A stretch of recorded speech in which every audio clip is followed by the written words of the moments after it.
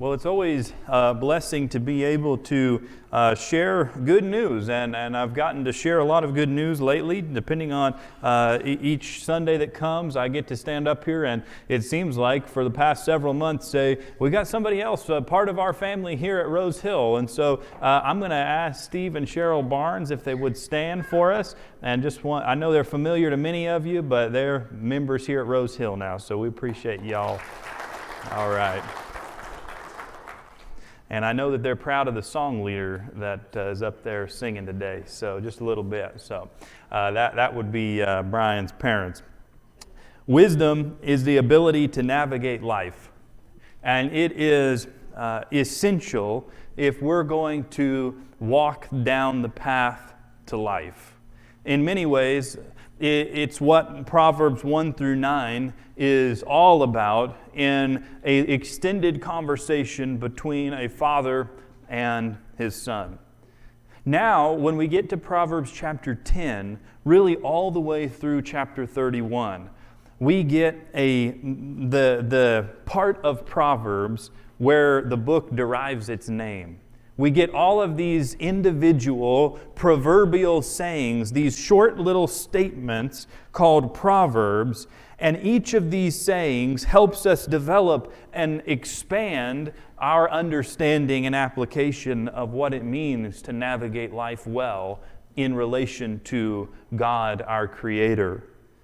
And this is necessary for us to have all of these different proverbs because wisdom is such a broad term. Navigating life, that makes for a really good definition, but it takes a lot to navigate life well. And there are all different kinds of ways in which Solomon and the other writers of Proverbs are going to point us and direct us to wisdom for navigating life. One of the people who's written about Proverbs, his name is Ryan O'Dowd. He talks about the 5 tenets of biblical wisdom in Proverbs. I'll put all 5 of them here, and the point of these 5 is not for you to memorize them and say, here's the 5 aspects of wisdom in Proverbs. The point is just so you see that when you read Proverbs and you read the word wisdom, it carries with it this huge range of meaning depending on the context. Sometimes wisdom in Proverbs has to do with the mastery of a craft or a trade, about doing excellent work and being very diligent and careful and working hard and all of those kinds of things. Sometimes in Proverbs, wisdom refers to discernment, the idea to discern between not just good and evil, but between better and best. Sometimes in Proverbs, wisdom has to do with how you relate to yourself, self-control, and the ability to exercise restraint when you don't want to be restrained, and the ability to get yourself to go when you don't want to go. Sometimes Proverbs talks about wisdom in relation to justice, equity, fairness, all synonyms that are used throughout the book of Proverbs, including in the first couple of chapters. Solomon is going to talk to his son there in chapter 2, and he's going to tell him, hey, if you will come and learn from the wisdom that God gives, you'll learn all the paths to righteousness, justice, fairness. And so you see this range of meaning. And then finally, you see wisdom in relation to wonder and awe at who God is and what God has done in light of who we are. And so there's all these kind of ways for wisdom to be used. In other words, if we come to the book of Proverbs and we're just looking for self-improvement, we're just looking for the ability to master life, to navigate life well in terms of mastering our work ethic, or if we come and we're just saying, I'd love to learn some self-control from Proverbs, we're not going to get biblical wisdom, because biblical wisdom is so much bigger than just one of these tenets. And so we need to expand our view. Now, I'll put this in a slightly different way on this slide. That wisdom covers, and this is not exhaustive, but wisdom covers how you work, how you think, what you do, what you value, and what you worship. And that's just me taking these terms and thinking about, okay, what is that really about? How you work, how you think, what you do, what you value, and what you worship. In other words, biblical wisdom touches every facet of being human. And one we don't have on here, although it's related to a couple of these, is how you relate to others is also a big aspect of Proverbs. How you live in relation to other people and how you live in relation to the created world. But what I want you to see as we get started this morning is that the book of Proverbs is this rich gift that God has given to His people to steer us in the beginning of wisdom that we might grow and learn to navigate life well.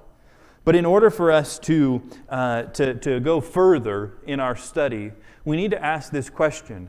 Because in chapters 1 through 9, it's mostly a conversation between father and son, but in chapter 10, we just start getting proverb, and it seems to jump from here and there and everywhere, and work hard and don't talk like that, and it's just kind of random at times.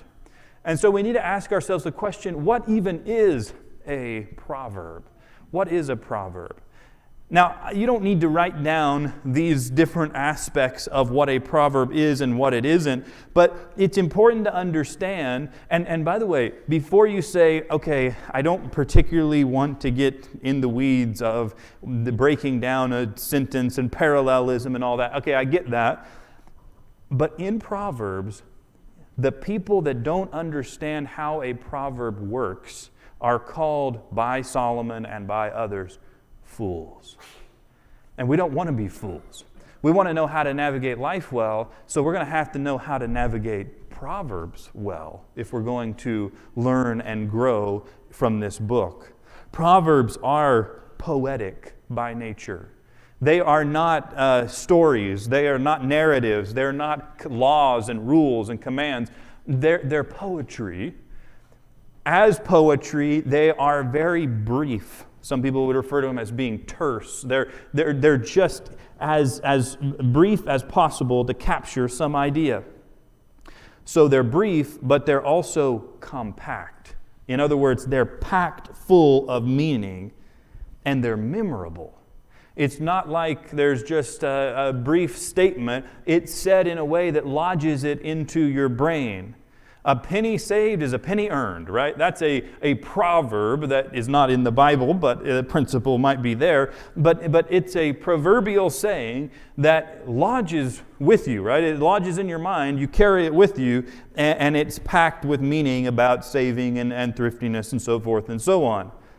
But the fifth aspect that I just named off there, the fifth aspect of what a proverb is that proverbs are understood contextually. They're contextual. Now, don't get bogged down in the language. I'm going to illustrate what I mean by that because it's of paramount importance if we're going to understand how to read Proverbs. Proverbs are a kind of poetry. They use as few words as possible, but they're packed full of memorable meaning, but they're contextual. Proverbs, both in the Bible and in our common usage. We use Proverbs all the time, and just penny saved, penny earned is one example. But there's a proverb that we know as Americans, it exists other places as well, a proverb like, look before you leap. Look before you leap. Okay, that sticks with you, it's memorable, it's packed with meaning, but that is only true when it's applied in the right context. If you are standing on a train track and a train is coming, it would be a mistake, wouldn't it, to say, okay, let me just take a look at my surroundings here. Okay, that side looks like it could be good. So the thorn bush over there. You're already gone, right? It's not helpful to look before you leap when you got a millisecond before a train hits you. You just got to jump out of the way. But nobody would say, well, we got to throw that proverb out, right? Look before you leap, because it doesn't apply in every context. That's just not how this kind of poetry is read and understood. Everybody knows what look before you leap means. It means take a look and evaluate where you're going before you jump into something. Consider where it might lead you. Consider what your other options are. But nobody would want their child to say, well, I couldn't get out of the way from the car coming down the road because I really wanted to make sure that the other side was clear before I leaped. Remember that one of the tenets of biblical wisdom is discernment. And what that means when we read Proverbs is we learn through reading and rereading this book that the wise person knows the right time and the right place to apply the right proverb. The wise person who follows Solomon and others in the school of Proverbs learns the right time to apply the right proverb. You cannot be wise according to Proverbs without this. So take, for example, Proverbs 10, verse 4. Proverbs 10, verse 4 says, lazy hands make for poverty, but diligent hands bring wealth. Lazy hands make for poverty, but diligent hands bring wealth. Now, I think it would be easy for us to answer that proverb if I asked you the question, what is the point of this proverb? I think it would be easy for you to say, working hard tends to lead to better outcomes than being lazy, right? It's not hard to understand the point of the proverb. But if you pressed that proverb, lazy hands make for poverty, but diligent hands bring wealth, if you said, is it universally, absolutely true that those who are lazy are impoverished and those who are diligent are rich? Of course not. That's not how Proverbs work. Proverbs are poetry that tells not promises of what always happens, but statements about what generally happens, especially when applied in the right context. Are there lazy people that are rich? Yeah. Inherit some great sum of money from some ancestor or relative or whatever? Are there poor people that are diligent and hardworking? Of course. But what he's saying is not that that is the only factor in whether someone has money or doesn't have money. What he's saying is, son, life's going to go a lot better for you if you will work diligently than if you'll be lazy.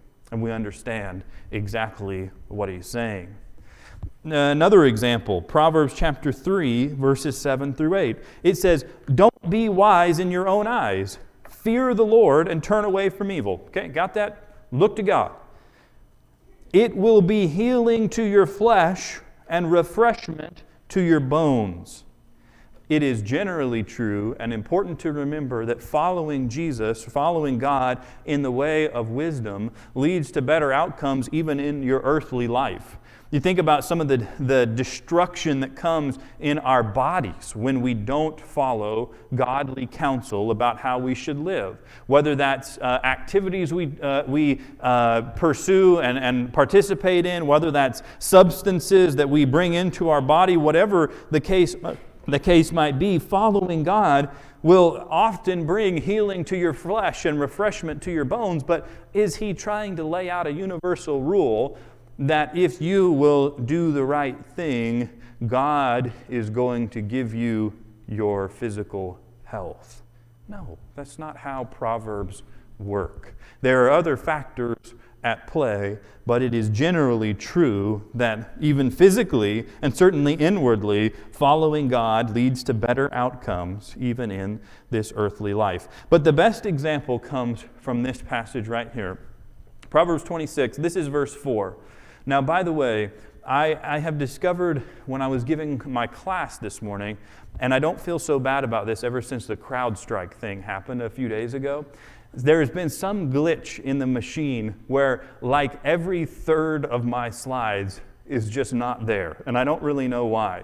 So I have verse 4 here, and I already know that I don't have verse 5 coming. So you just have to go to verse 5 if you want to see what verse 5 says. But I didn't cause any flights to be postponed, delayed, canceled, etc. So I feel okay about that. By the way, somebody said that Southwest Airlines is still running Windows 3. And so they didn't have any outages from the CrowdStrike thing. Windows 3, folks, came out in 1992. I don't know if that's a good endorsement of Southwest or not, but that is what I have heard. Proverbs 26, verse 4 says this, "Do not answer a fool according to his folly, or you will be just like him." Taken as this absolute statement, without any context, this means never, under any circumstance, respond to somebody who's speaking foolishly. This is verse 5 on the screen here.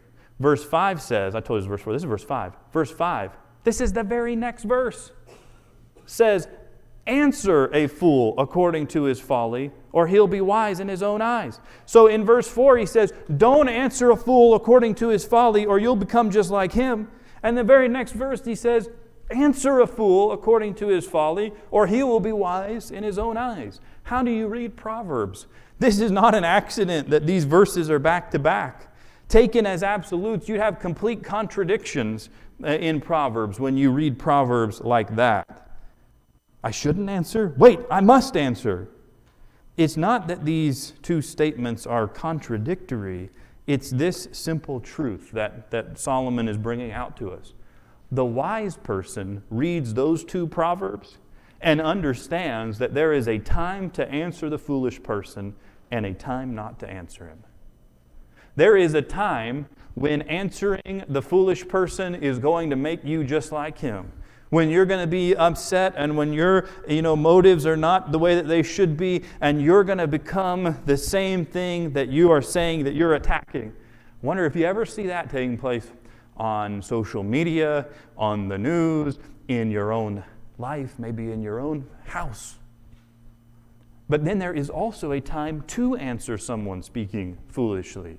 He'll be wise in his own eyes, right? He's not going to learn. And so the wise person has to learn to discern when is the right time for my heart and when is the right time for their heart for me to engage in silence and in speaking and even correcting. That's how you begin to understand Proverbs. Taken together, these verses help us learn that there is wisdom in learning to discern when to answer and when not to answer. For this reason, Proverbs are dangerous. Proverbs are actually dangerous. So in Proverbs chapter 26, verse 7, like the useless legs of one who is lame is a proverb in the mouth of a fool. As we stand and sing. He says, for someone who is paralyzed, their legs are not serving, as far as walking goes, their legs are not serving the purpose of helping them walk. He says, in the same way, a proverb with somebody who doesn't know how to use it or what to do with it or won't listen to it, it's useless. So it's in his mouth, right? He knows it, he's speaking it, but it's not accomplishing anything because he doesn't or she doesn't know how to use it. But it gets more direct in verse 9. And CrowdStrike, my computer took verse 9 away from my slides. But verse 9 is where it becomes even more pointed. Like a thorn bush brandished by the hand of a drunkard is a proverb in the mouth of a fool. Now, it's interesting, the ESV, if you're reading along the ESV, it says like a thorn instead of a thorn bush. But most other translations say a thorn bush because really a thorn highlights the fact that a fool hurts himself with a proverb. But the idea here is that a proverb in the mouth of a fool is like a drunk person swinging around a thorn bush. And he's going to stick his own hand, of course, in the process. But also the people that he hits are going to be stuck and stung and wounded by his or her incorrect usage of Proverbs. And so this morning, I want us to be challenged to not hit each other, to not hit ourselves, to not hit the world with proverbs used incorrectly. This is what happened in the story of Job. Job went through an enormous amount of suffering, as you know. But Job had 3 friends, and his 3 friends had thorn bushes in their hands. His 3 friends came, and they took some proverbs, and they thought that they were to apply them in every context without any discernment whatsoever. They had a proverb, something like the idea that good things happen to good people, bad things happen to bad people. Now you could read the book of Proverbs, and you're going to find some general statements that say nearly as much. Generally speaking, good things can come to people who are working hard, who are staying humble, who are communicating well, all those kinds of things. And bad things often happen to people that are self-centered and manipulative and backstabbing and threatening and all of those kinds of things. But Job's friends, they came along and they told Job, well, we know that good things happen to bad people and bad things happen to good things happen to good people and bad things happen to bad people, and something bad's happened to you, so you must be bad. Right? The thorn goes in to Job's heart by his 3 friends who are using Proverbs in a way that stings and wounds, unbeknownst to them that Job was not suffering because he was a sinner, but because he was like the most righteous person that Satan could find. The most righteous, God himself even acknowledges Job's righteousness. But this happens at times when people try to use Proverbs, especially when they try to use Proverbs to judge others, especially without any context about another person's life. So here would be one example of this. Proverbs 22, verse 6. Train up a child in the way he should go. Even when he is old, he will not depart from it. I want to say a few things about this. First of all, it is true that children tend to follow the direction in which they were raised. That's what this proverb says, right? Just some brief statistics to show you this. If a child is born to parents who do not attend church, there's an 81% likelihood that they will also not attend church. That is not particularly surprising, I doubt. Here's the other one. If a child is born to parents that attend church, both parents, 74% of children will also attend a church in adulthood. As an aside, this is especially true if a father attends church. There's statistics that show that obviously a mother has great influence on her children if she goes by herself to church.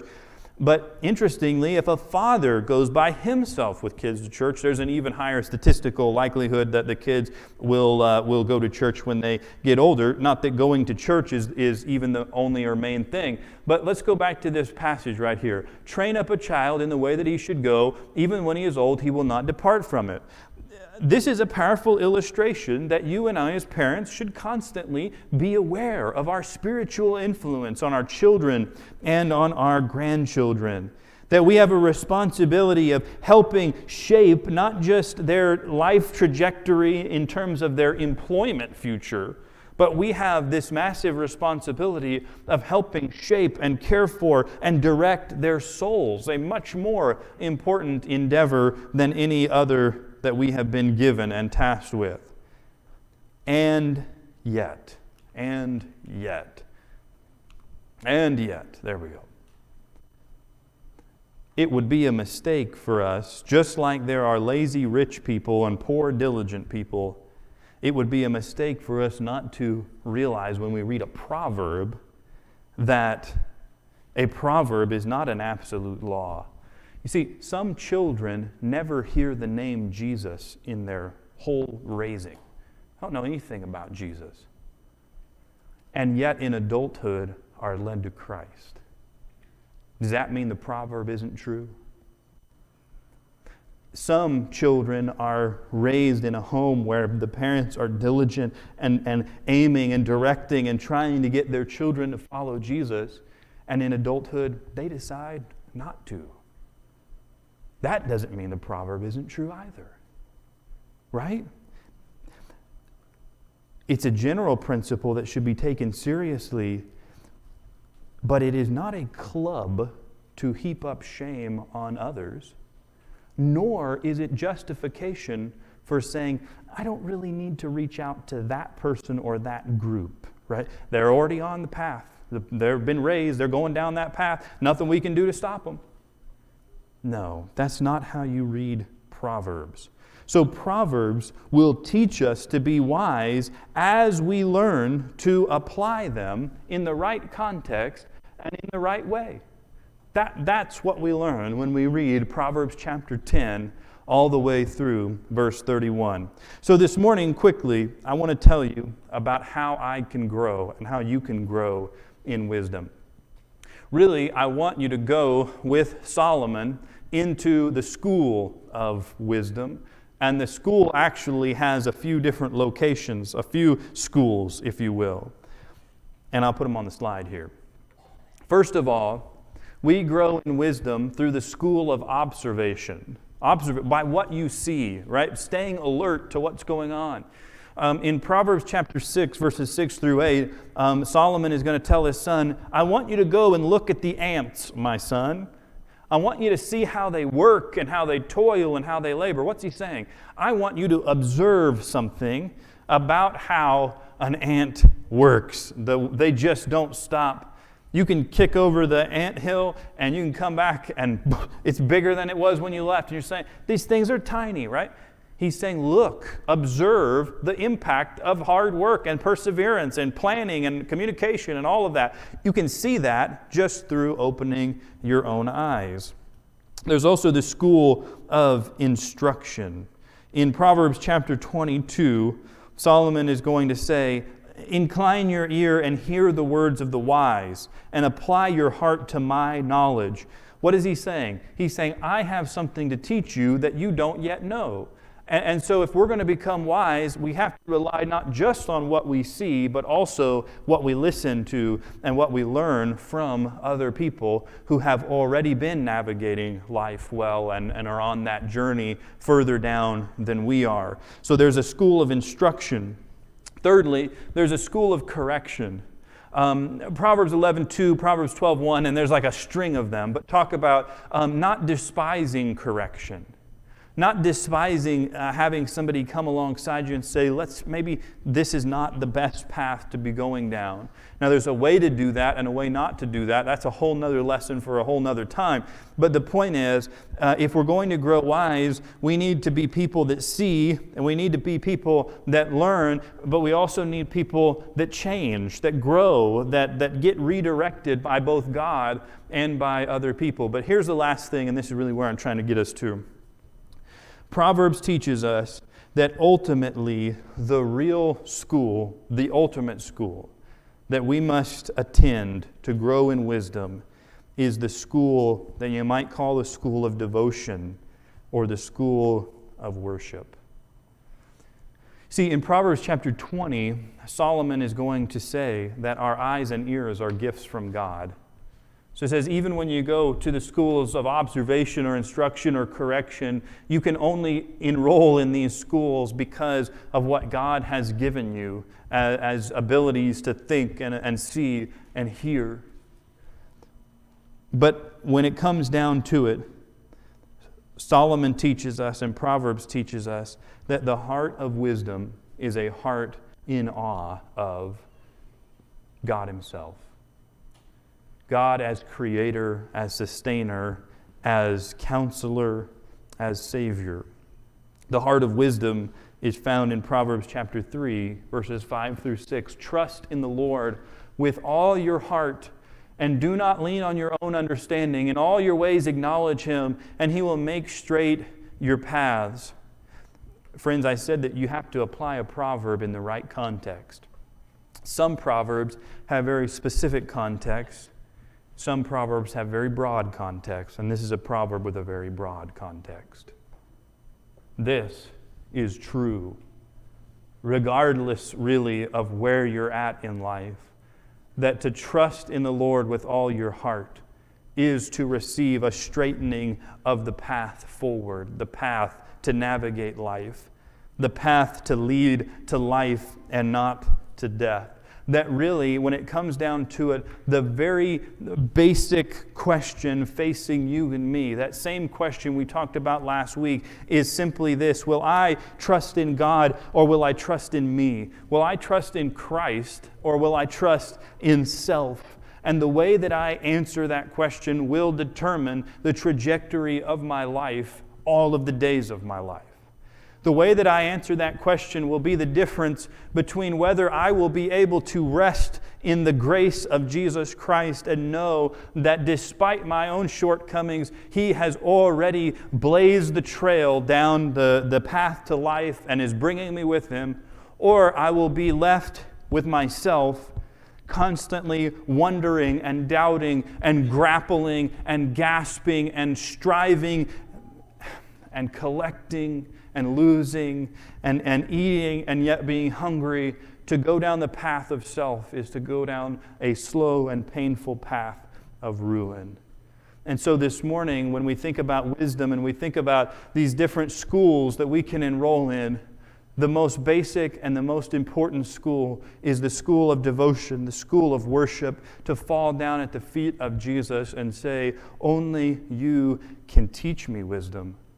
And only you have become wise in a way that I never could.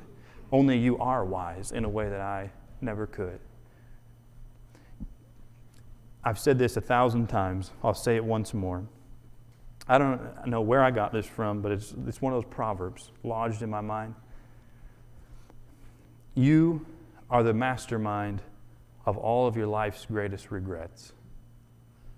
You're the mastermind of your life's greatest regrets. I'm the mastermind of my life's greatest regrets. The question that Proverbs puts before us is, will you continue to walk down your own path, or will you surrender in trust to the path of wisdom, to go in and recline at the table with Jesus and to take His yoke upon you and learn from Him, for He is gentle and lowly of heart. He will give you rest for your soul. If you need to receive that rest this morning, I want to offer you the invitation that you can come, that you put your faith in Christ in baptism and confession, that you could follow Jesus all your life in the way of wisdom. You're invited to come as we stand and sing.